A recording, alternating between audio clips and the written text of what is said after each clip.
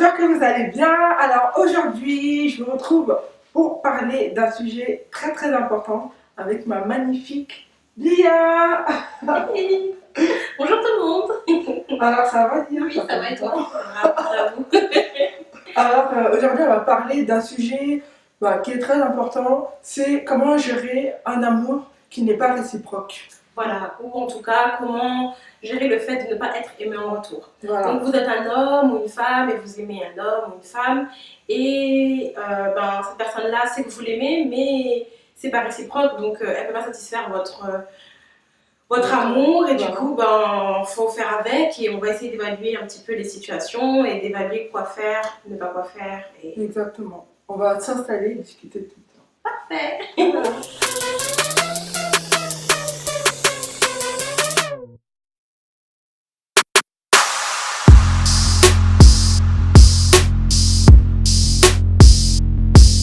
Elle a expliqué le contexte tout à l'heure, donc la personne sait que vous tu l'aimez l'aimes, ou que tu kiffes, que vous l'aimez, mais n'a pas forcément de réaction. Donc on va dire quoi faire, comme tu l'as expliqué. Ouais. Alors toi, tu en as fait quoi du coup? Alors moi, je suis pas tellement quelqu'un qui insiste. Donc si je sens que c'est pas réciproque, je vais avoir tendance à le réaliser.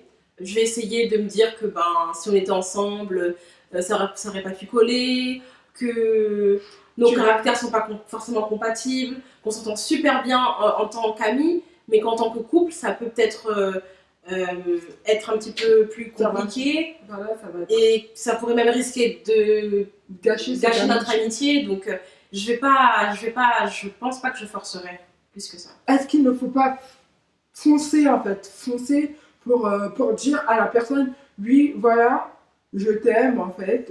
Si vous voulez dire je t'aime, vous le dites, je t'aime. Ou bien d'essayer de créer des situations qui peuvent vous mettre ensemble et de faire en sorte que la personne te connaisse mieux pour avoir plus de chances d'être aimé en retour, c'est-à-dire plus de chances de vous fréquenter plus longtemps, d'avoir ce retour d'amour. Ouais, je vois ce que tu veux dire, mais après pour ça, il faut avoir des feedbacks, des signaux, parce que sinon c'est comme si tu faisais du forcing. Si le mec ou la fille te fait comprendre que par son histoire, par ce qu'elle a vécu, par ses gestes, par son attitude, j'ai peur que ce soit vu comme du forcing et que du coup la personne va avoir tendance à te prendre un petit peu pour son jeu, son jouet. Ah oui, ça c'est vrai, il faut faire attention au fait que la personne peut accepter juste pour profiter du fait que tu l'aimes. C'est-à-dire, il ne faut pas être naïf, ou naïve, comme vous voulez. Et il faut faire attention à ce que la personne qu'on aime, n'en profite pas pour faire des faux plans, que ça devienne du... que ce soit un peu ambigu dans le mauvais sens. Moi aussi, ce que je pourrais faire, si je me rends compte que c'est pas réciproque, j'essaie de faire le deuil de la relation. Il n'y a pas eu de relation, faire le deuil de mon propre... Oui, voilà. De me dire que c'est mort, en fait. Me dire que c'est pas possible. Parce que c'est à sens unique. Donc, il n'y a aucun intérêt au final. En fait, je comprends que tu veuilles faire le deuil, que tu te dis, oui, tu perds du temps avec cet amour. Mais par exemple, c'est un collègue que tu aimes. Tu dis, tu vas faire le deuil. Tu fais comment ton deuil, en fait? Je comprends pas trop. J'essaie de me dire, moi, en fait, si on me kiffe pas en retour, si c'est pas réciproque, psychologiquement, c'est mort. Donc, mais tu vas faire quoi? Parce que les gens, ils sauront pas quoi faire. Mais je vais rien faire, concrètement, je vais rien faire. C'est comme si tu tapes toi un peu sur ton sort. Ça dépend du degré, du kiff. Ça dépend si on a vécu quelque chose ou pas. Mais si c'est tout maigre, si c'est primaire, c'est un truc récent. Ouais, voilà. Donc, après, si on a eu une histoire ou s'il y a eu un vrai truc, je demanderais de muter. Non, mais c'est compliqué, j'avoue. Mais moi, je sais pas comment je pourrais faire le deuil de ce genre d'amour. Il faut faire un travail sur soi, il faut dire que c'est mort. Et pas forcément le prendre contre soi, en fait. Voilà. Si on vous kiffe pas, c'est pas grave, c'est pas la fin du monde. Vous pouvez quand même rester courtois, en bons termes, être cordiaux. C'est pas parce que, c'est pas la fin du monde. C'est juste que, faut l'accepter en fait. Faut l'accepter et... Encore une fois, ça va dépendre du contexte, ça va dépendre du caractère de la personne, ça va dépendre de la relation que vous avez avec la personne. Donc il y a plein de paramètres à prendre en compte et ça, c'est vraiment au cas par cas après. Une autre solution, ça peut être d'apprendre à remarquer d'autres personnes. De s'ouvrir à d'autres personnes. De s'ouvrir à d'autres personnes, ouais, que ce soit sous forme d'activité, en partant à des événements pour lesquels vous avez un vrai centre d'intérêt. Par exemple, si vous aimez le théâtre et qu'il y a un événement sur le théâtre un après-midi, vous y allez, toute seule. Mais moi, je pense que s'ouvrir aux autres, ou en tout cas, faire quelque chose qui puisse vous faire oublier ça, c'est un bon moyen de passer à autre chose. De s'ouvrir à d'autres personnes, de fréquenter d'autres personnes pour au moins s'occuper en fait l'esprit. Voilà, c'est ça. Il faut s'occuper l'esprit. Exactement, c'est ça. S'occuper l'esprit, avoir une espèce de routine et puis participer à des événements ponctuels, occasionnels qui feront que vous allez forcément rencontrer d'autres personnes, forcément rencontrer notre cercle et de fil en aiguille, d'autres relations. Le destin fera que vous allez être attiré par quelqu'un d'autre, qui sait, et là ce sera vraiment sincère, la personne ressentira quelque chose pour vous, et là vous pourrez créer quelque chose de vraiment vrai. Autre point qui peut vous aider à prendre un petit peu du recul, c'est prendre de la distance. Prendre de la distance avec l'homme ou la femme que vous aimez. Au bout d'un moment, il faut essayer de s'éloigner. Il faut prendre la distance, mais il ne faut pas être aussi fermé au point de s'exiler, on va dire. Oui, voilà, oui, non. Après, il y a des contextes où ça va être un peu plus compliqué, par exemple, au travail. Vous ne pourrez pas tout le temps forcément prendre de la distance, à part si vous n'êtes pas dans le même service, si vous n'êtes pas dans la même équipe, tant mieux. Mais si c'est le cas, faites semblant que tout va bien, parce que déjà les gens n'ont pas besoin de savoir que vous le kiffez. Faites semblant. Dans ce contexte-là, si vous êtes amené à travailler vraiment ensemble, si c'est votre supérieur ou votre collègue d'égal à égal, ou si vous travaillez dans un même service, vraiment ensemble, vous n'aurez pas d'autre choix que de faire avec, donc là, il faudra faire semblant la journée, on n'a pas le choix. Si après la personne commence à proposer des after-work ou des trucs comme ça, refuser. Faire des pauses ensemble ou déjeuner ensemble pour parler d'un travail, si vous pouvez éviter, évitez-le. Si le travail demande à ce que ce soit fait, il faut le faire, bien sûr. En tout cas, il faut essayer d'éviter le plus possible le contact avec la personne. C'est ça, oui, c'est ça. Éviter le contact trop proche, et parce que ça ne sert à rien, c'est pas forcément utile pour vous, et puis vous en souffrirez. Autre chose, le sport. S'occuper autrement. Le sport, c'est un très bon moyen d'avoir un objectif pour soi-même, vraiment pour soi-même, penser à soi. Je vous assure, le sport, ça aide. On fait du sport, on court, etc. On se sent forcément bien en fait. Voilà. C'est magnifique. Ça détend. Après, on prend un bon bain ou une bonne douche, ça détend, ça fait du bien.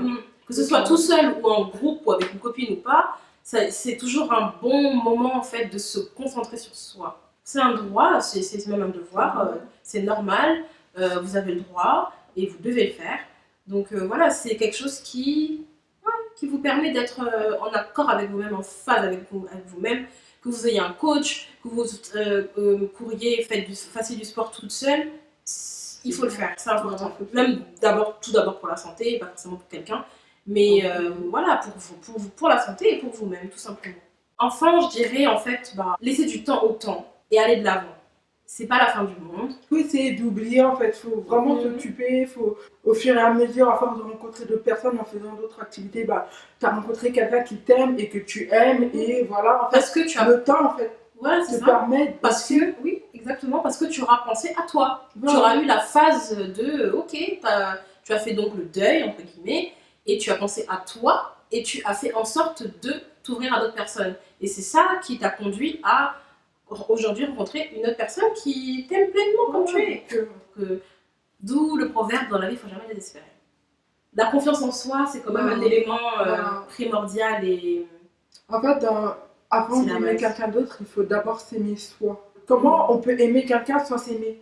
Ça veut dire qu'on sera toujours à la recherche d'attention, d'un manque d'amour. Voilà, de manque d'amour, voilà. Il faut vraiment s'aimer. C'est pas un truc égoïste ou quoi que ce soit, c'est normal oui. de s'aimer.